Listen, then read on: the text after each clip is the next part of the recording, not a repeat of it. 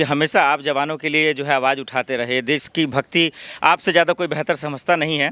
6 जवान शहीद हो गए। लोकतंत्र के मंदिर में राजनाथ सिंह जो रक्षा मंत्री हैं वो सरेआम झूठ बोलते हैं, मीडिया सवाल नहीं पूछ रही, देश के लोग भी चुप हैं और वो मंत्री तो खामोश ही है। देखिए, देश के लोग सवाल पूछ रहे हैं, आप ये कह के गलत नहीं कीजिए। देश की भोली भाली जनता करे तो क्या करे, सही बात, कुछ समझ में नहीं आता, क्या करे क्या ना करे।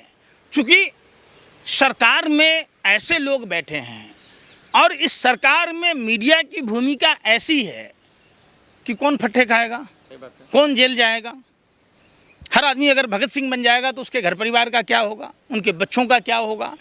तो कहीं ना कहीं दबी जुबान से हर एक वो भारत का नागरिक बोल रहा है। ऐसा नहीं कि नहीं बोल रहा है, आप उस तक पहुंच नहीं रहे, आप उनकी बातों को दिखा नहीं रहे, आप उनकी बातों से सरकार पर सवाल नहीं पूछ रहे हैं। ये तो पूछता है ना कि आप सोचिए कि पूरी सरकार और जो मौजूदा सरकार में जो सत्ताधारी दल हैं वो सारे सांसद वहाँ बैठे थे लोकतंत्र में, जिसको हम चुन के भेजते हैं लोकतंत्र के मंदिर में, वो सब मेजे थपथपा रहे थे। सही बात। सोचिए कितने बेगैरत लोग हैं, कितने बेहाय लोग हैं, कितने बेशर्म लोग हैं। सनातन हिंदू धर्म में 16 संस्कारों में एक संस्कार है अंतिम संस्कार। क्या? और वो तो हमारे माँ भारती के लाल थे, उनको तो सम्मान मिलना था, उनको तो राजकीय सम्मान के साथ अंत्येष्टि करानी थी। तो आखिर देश के गृह मंत्री कोई अकेला जिम्मेदार नहीं है, देश के प्रधानमंत्री भी जिम्मेदार हैं। और जो उस सभा का संचालन कर रहा होता है, लोकसभा अध्यक्ष, राज्यसभा में उपराष्ट्रपति, जब ये सारे और तमाम वो मंत्री, तमाम वो सांसद सब दोषी हैं, इनको देश कभी माफ़ नहीं करेगा।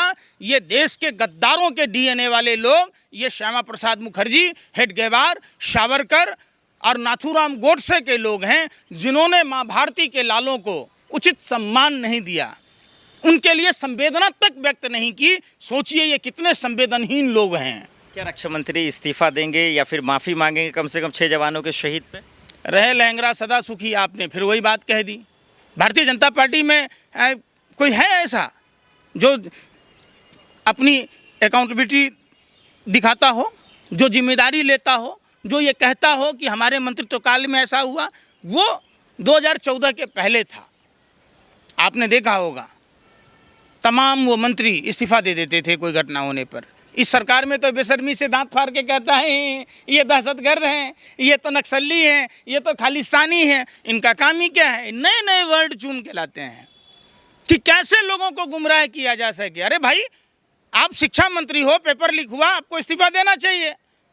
किसान आत्महत्याएं कर रहे हैं तो आप कृषि मंत्री हो, आपको इस्तीफा देना चाहिए। क्यों किसान इस्तीफा दे रहा है? आप रेल मंत्री हो, रेल में हादसे हो रहे हैं, आपको इस्तीफा देना चाहिए। आप जल संसाधन मंत्री हो, दूषित और गंदी पानी पीने से देश में लोगों की जानें जा रही हैं, तो आपको इस्तीफा देना चाहिए।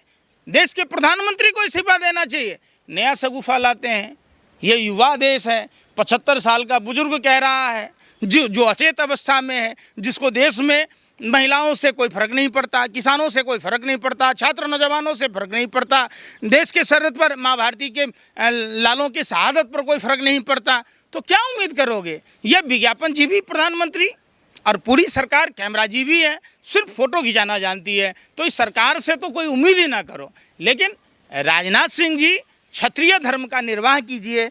आप क्षत्रिय समाज से आते हैं और देश के वीर जवानों के शहादत को आपने गुमनामी के दौर में ढकेल दिया, आपने देश से छुपाया। साल भर लग गए, कोई मीडिया ने सवाल नहीं किया। जो हमारी मीडिया, दाऊद पाकिस्तान में कराची में है, तुलादेन यहाँ है, पप्पा यूक्रेन का वार रुकवा दिए, ताज यहाँ ये चांद पर पहुँच गए, वो सरहद तक नहीं पहुँच पाया, वो अग्निवीरों का जानकारी नहीं ले पाया, वो वायुसेना के जवानों का जानकारी नहीं ले पाया, वो थल सेना के लोगों का जानकारी नहीं ले पाया। अब सोचिए कि मीडिया का क्या असर है गिरा हुआ।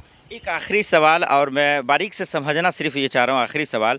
देश में बड़े से बड़े घटना हुए, रेल भी हादसा हुआ, न्यू दिल्ली रेलवे स्टेशन पे भगदड़ हुआ, महाकुंभ में भगदड़ हुआ, अभी आपने किसानों का नाम लिया, 700 किसान शहीद हो गए, 6 जवान शहीद हो गए, अभी 14 से ज़्यादा नीट के बच्चे मर गए, बहुत सारी इससे भी घटना हुआ, पानी पीकर जहर पानी पीकर लोग मर गए, प्रदूषण दिल्ली का हाल कितना गंदा हुआ। जितना बड़ा मामला होता है, जितना बड़ा एक्सीडेंट होता है, घटना होता है, सरकार उसको उतने छोटे में लेती है, आखिर क्यों? देखिए, सरकार वोट से नहीं जीत रही है, ये सरकार चुनाव आयोग से जीत रही है। ये सरकार जानती है कि हम चाहे कुछ भी करें, हमारा जनता कुछ बिगाड़ ही नहीं पाएगी।